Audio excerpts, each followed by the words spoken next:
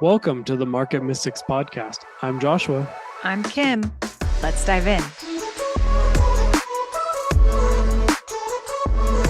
Hey, welcome back to the Market Mystics Podcast. Welcome back. What is today, Josh? Monday? Monday. Does it feel like a Monday to you? It feels very laborious. Just kidding.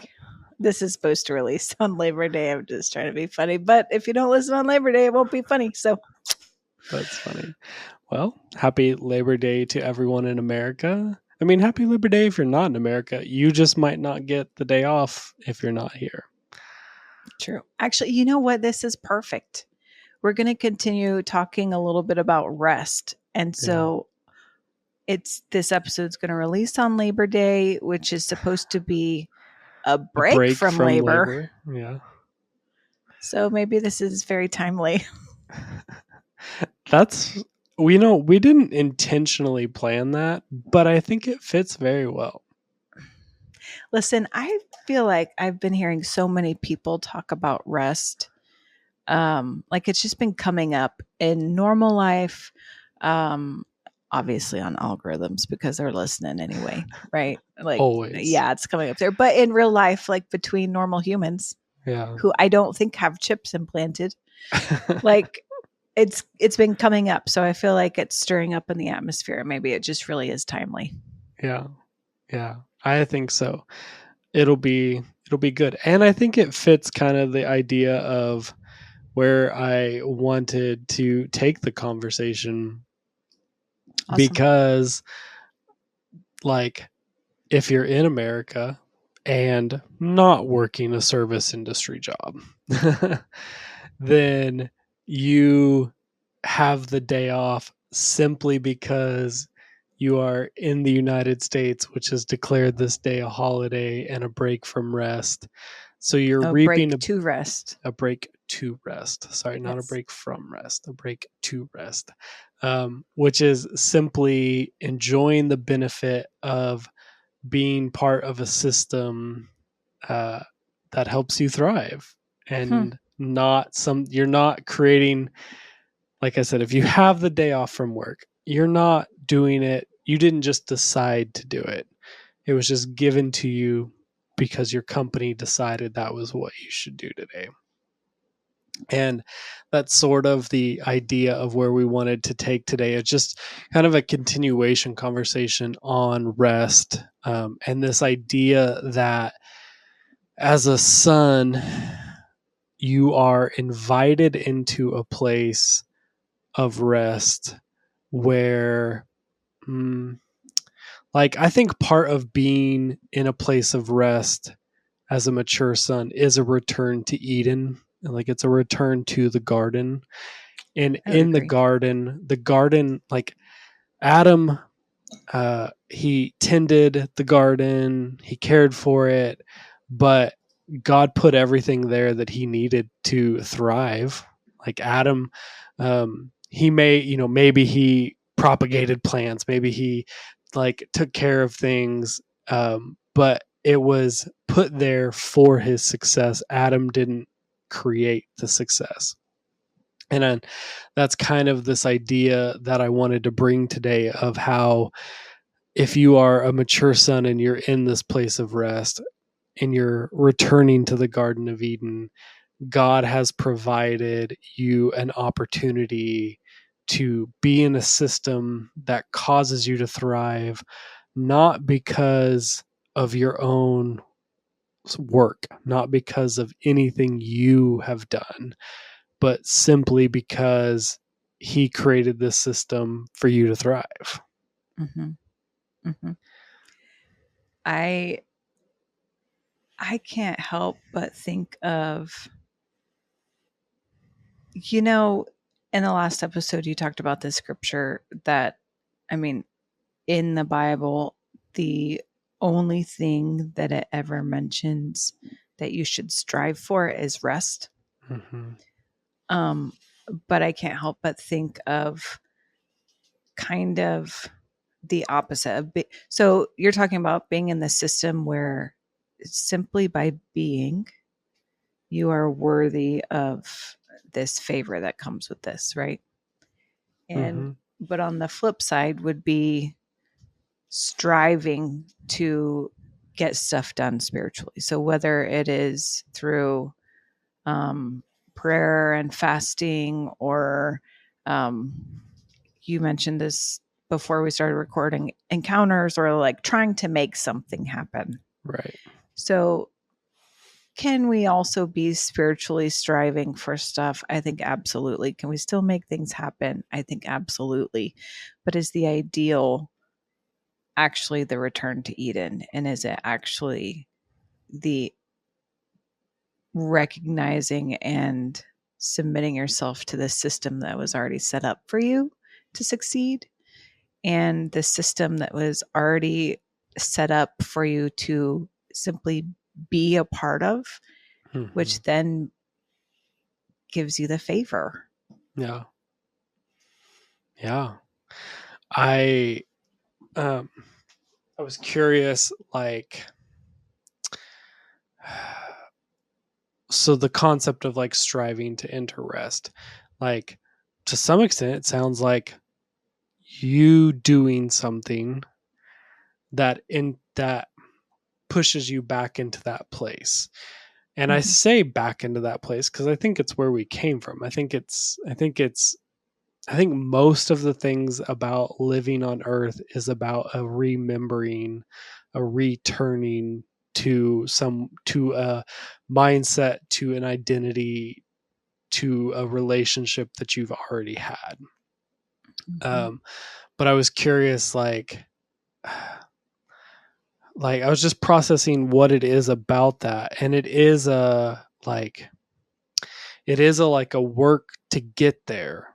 But then once you're there, you got to let go of the work and just be led. And I think the important thing, like I think Adam's main role when he was in the garden was being in a place of relationship.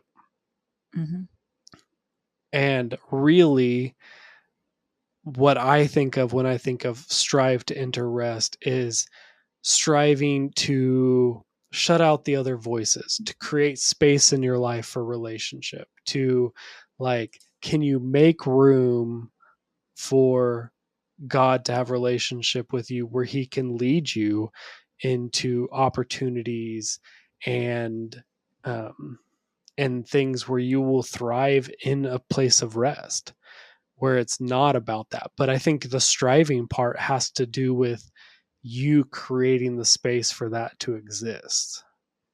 Yeah, I would tend to agree. As someone who has struggled to get to rest at times in my life, I would say, yeah, there's striving for that. You know, simply being brought up in this world, and at least in the culture where I was brought up, it is like there is so much pride and value placed on the grind and on continually working. Don't ever let anyone see you put those tools down. Don't anyone ever see you like taking a break, because that will be associated with the lazy word, right? And we are doers. We move and we trudge forward, and this is who we are, and we make advancements. But just like so many things in heaven compared to earth, it's been like flipped on its head. Like the truth, it's a reflection. Like there's something in there that is like this, except that it's just been flipped around a little bit. You know what I mean?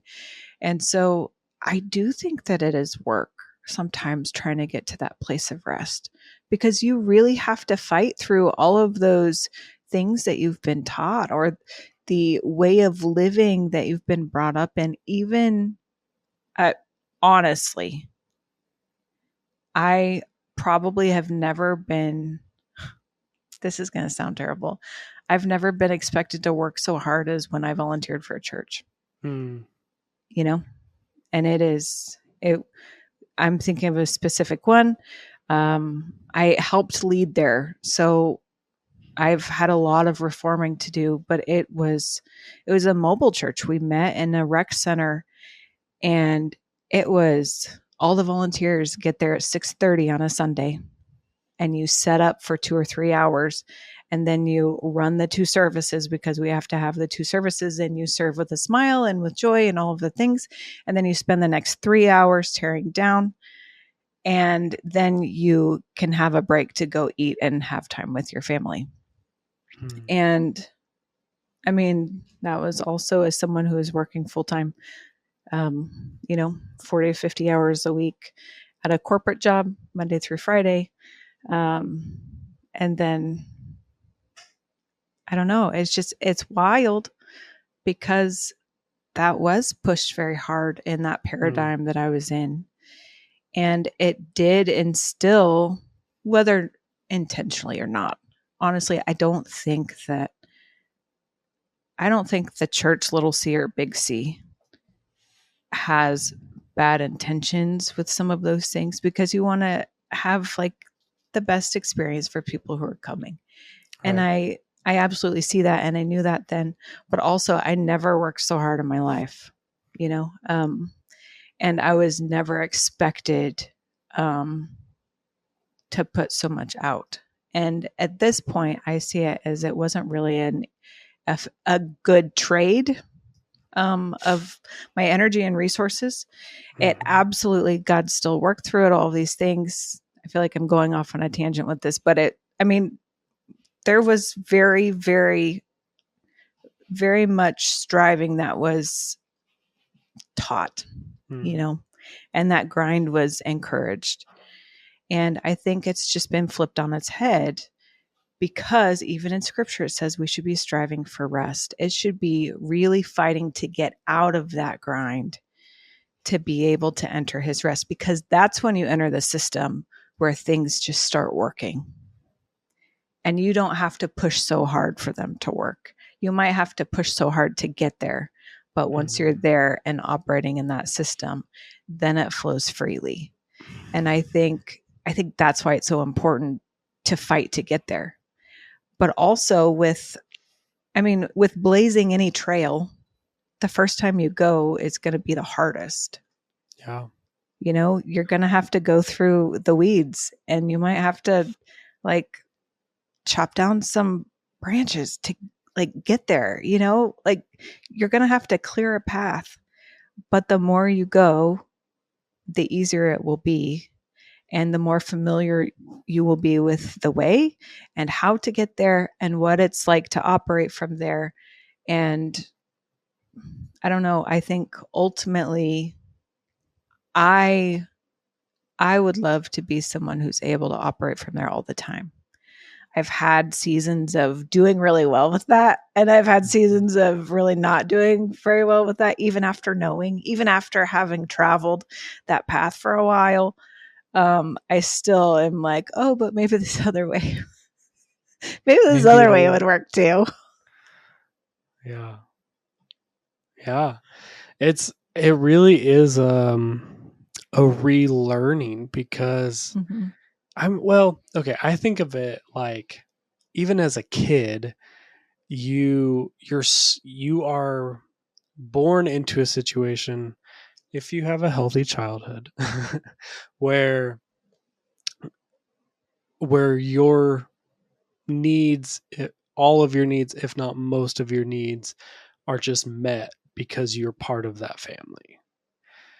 And then we grow, we mature, we get older, and you start having to do more. And I think part of what makes the kingdom of God challenging is your worthiness, your opportunity, your provision doesn't go away when you mature. Like, those things are just innate. You're part of it. Now you do mature and you do take on more responsibility, but it's not where your worth comes from. And that's such a, it's a different way than how the world works. And like you said earlier, it's like an upside down kingdom. It's like an upside down way of functioning, but it's part of like and I think that's the reality of like unlearning that and relearning how it was when we were a kid, or relearning how it was before we came here. That it's that remembering that allows you to step in, even if you're like working 50 hours a week and volunteering on the weekend and raising a family and doing all these things. Like you can do all of that and do it from a place of rest. Absolutely. It's totally possible. But it is like the striving part is this like fight to keep your identity rooted in this place so that none of those things become your like source. And I think it's so interesting, because as I think about this conversation, there's like I think about the Bible characters a lot, and we've talked about this a little bit, but like Paul is a good example. Wrote a third of the New Testament, and he was a person who was actively pursuing and killing Christians.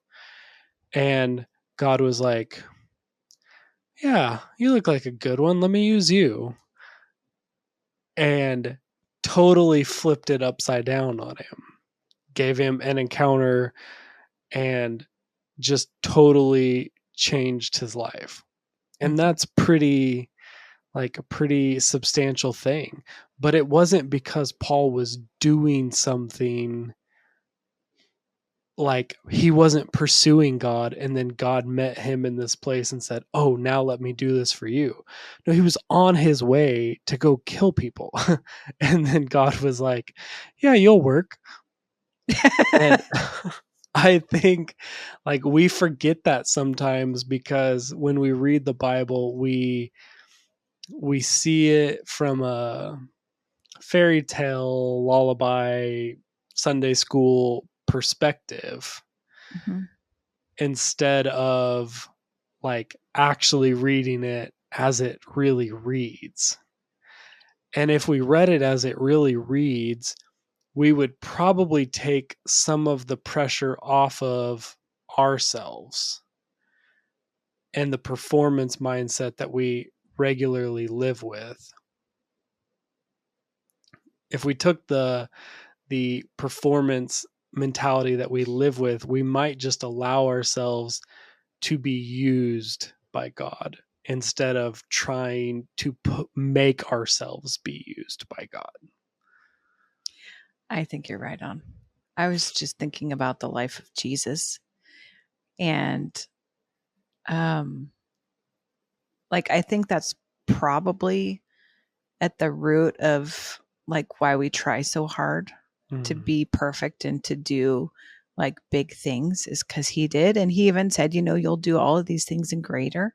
However, he also said that he only does what he sees the Father doing. Right. Which means he's spending time in that relationship.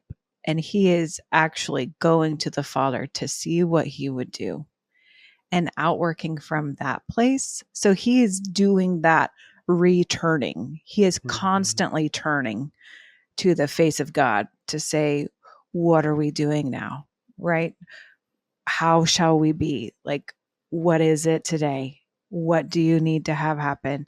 Any of those things. And as the Father does it, he does it. And so it's actually much more simple than any of us. Well, I shouldn't speak for everyone. And I have made it in this life from time to time, because it doesn't have to be living up to perfection. And it doesn't have to be, well, he did it, so we're supposed to do it, so I'm going to do everything in my power to do it. No, it was not everything in his power to do it. It was everything in the Father's power for him to do it. And I think that is the way in which we need to follow. And that is the way in which we'll be able to do all of those things and greater, is if we follow the way that he showed us to have relationship. Like, I think that's the big piece of the whole, like, of the Christ story. It's like, He opened that door and showed us how to have relationship and how the kingdom can pour out from that. But it was all based in relationship. Mm-hmm. And even his disciples then started doing things, and they would try to do things like him, and he would have to correct them because it wasn't right at the moment. Why was it not right in the moment? Well, they didn't know because they weren't doing as the Father was doing. But I think that was the point. I keep getting off on tangents, Josh. But I mean, there's another character. But God then used Paul, somebody who nobody else would have chosen. It's not like any of those disciples were going to go and be like, Paul, that's the guy. Or Saul, that's the guy we want. Saul. Yeah. Right. Yeah. I think it's the difference between, Bree and I have been talking about this a lot, like the difference between a led life and I don't know what the alternative is, but like you're deciding life. But a led life, I don't even want to say it's easy, because sometimes God might lead you to do things that are very challenging. Right. But if you are living a led life, you are eating from the tree of life. If you are living this is good, this is bad, you're eating from the other tree life. And like, this is also like interesting. Like, I don't even think the other tree is this horrible thing. Like, God also created it. Right. But it doesn't lead you to life. It works and it's important, but it doesn't lead you to life. That's the big difference, I think. And living a life of rest is living a life of being led. You'll be led to opportunities you never would have seen if you were looking from the other way. You'll do things you never would have done if you were living based on the other tree. And it's not that there's necessarily anything wrong with the other tree. Like, it serves a purpose. It works very well. But it's not gonna lead you to the life that living a life from a place of rest in the system that God created for you to thrive in will lead you. Mm-hmm. The way that you're talking about that reminded me of, I'm sure you've seen this graphic. Have you ever seen the graphic of two different leadership styles? Like, one, the leader is sitting in the chariot and like cracking the whip, and people are pulling the chariot along. Mm-hmm. And in the other, the person is in the front and leading the charge, and everyone is following, right? Mm. But it's like different management styles almost. One is leading, one is managing. And the way that you're talking about the led life just reminds me of the one of the leader in the front, Mm-hmm. That is being led. There's someone out in front showing you the way. And the other way is really hoping that the things in front of you are going to do what you want them to do. Right. Yeah. Yeah. I mean, Bree and I were talking about it in this example of, like, let's say I'm going shopping and I want to get a dress shirt. And before I go, I'm already envisioning what I want. I'm already thinking about what I want it to look like, how, like, what color, what pattern, whatever. And so when I go into the store, my nervous system is fixed on those parameters. But if I was leading a led life, I might just say, I want a dress shirt that I will feel really good in. And it may end up being a shirt you never would have bought before, or you never would have seen before if you went in with the other mindset. And I think it's just such a, like, you have an opportunity to have a life you couldn't have dreamed of, better than you could have dreamed of, if you're willing to live your life from a place of rest. That's true. Yeah. And Bree, when we had this conversation, Bree was even challenging the idea of some of the like manifesting conversations that people are having. Like, I was just thinking the same. Like, yeah. just put it in your mind and focus on it until you have that life and it's the life you want. And that works. Like, it really works. Yeah. But it's possible that your life would be so much better if you weren't trying to manifest something out of your own will. I think that's it exactly, Josh. I think that is absolutely it. We've talked about, I don't even know that we've talked about this on the show much, but like the ideal, even like the ideal timeline, the ideal life, the ideal destiny, whatever that you're living out. And so it's essentially the concept of there's an intended way when you're created that your life will go forward. However, you are given free will. And so you can make decisions that do change that. It doesn't necessarily mean that purpose is wasted or lost, but it may come from a different direction. It may look way different than what was originally intended. And oh boy, Josh. He just wrote out a title. I was like, oof. But if you will live that led life, then you can allow yourself to be in the ideal as you get to it in every moment. Like if you are being led in every moment. Yes, sometimes you need to have your own will and you don't know what to do until you do that and you make decisions and it's fine. And that's fine. But I think the ideal is the led way. Right? It is being led. It is coming from that place of relationship and it is coming from that place of rest so that you can do what is ideally made for you. Right? You see what the Father's doing and so then you do it. Yeah. Yeah.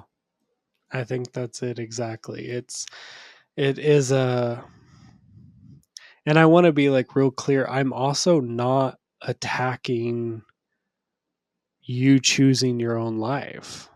Like that, Same. it works. And it works very well. And you can be very successful. There are people in the world who are extremely successful doing that, living a life that is manifesting what they want, living a life where they're choosing what should happen. I just, at the moment, firmly believe that that life does not lead to immortality, doesn't lead to life, but leading a led life based in a place of rest where in every moment you're just led to life and more life and more life and more life is a life that leads itself to immortality and life in every situation. And it's probably not going to look at all like the life that it would have if you would have just decided to manifest it. That's interesting. Okay, let me ask you this question, and maybe this would be ideal for another episode. Sure. But what about when you are operating from the place of rest, from your seat of rest, and you see the Father doing something and he says, go do the same? And then how do you manifest that into the earth? Like, what if, it isn't just immediately outflowing?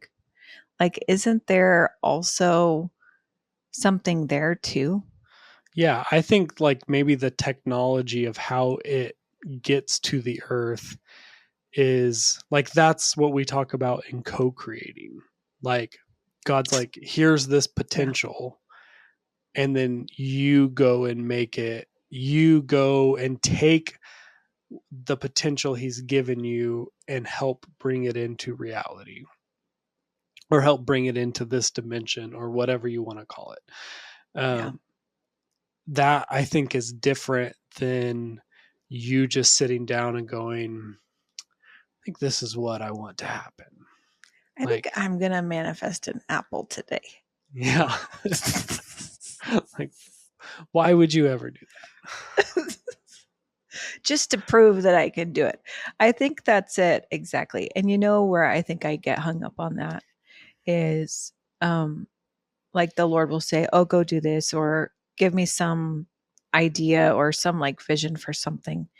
And then I sometimes will then come back and really feel like, okay, I'm on my own to do this, but I can make this work. But what I also tend to do is forget that all of this is meant to be a partnership. So whether I am sitting in that place of rest, face to face and simply receiving, or if I am operating from a place of rest and outworking, never is it supposed to be void of that relationship. Right. Because you can get marching orders and then you can go do it and you can really flub it up. Like that can absolutely happen. But, and I'm saying this mostly to myself because I really need to remember this. And I tell other people this all the time. And then when it comes to my own life, I'm like, I don't know why this is happening. Yeah. Do you do that? Is it just me? It might be just me, sure. but for sure. But I think that's where it is. It's like, I know that I'm maturing and he's giving me more responsibility, but I don't know that he ever asked me to do things without him. Even though sometimes it is like, okay, Kim, go and do this.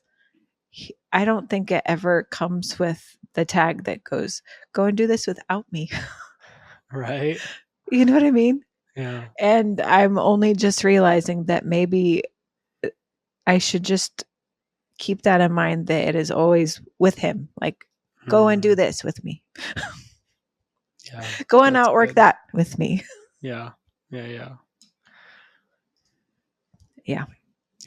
That's good. Good topic, Josh. Thank you. Yeah, it was good conversation. I was thinking about it, like I was telling Bree, like this is what we recorded about last time, and we were just continuing on the conversation, and I was like, that'd be a great follow-up conversation. So here we are. Yeah, for sure. It makes me think new thoughts. Yeah. That's always helpful. I love that. I love when something makes me think new thoughts.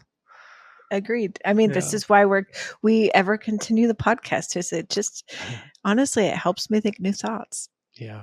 So good. And it keeps me moving forward. So all the appreciation to you, to our listeners, to the Father who keeps going, no, you're still doing that.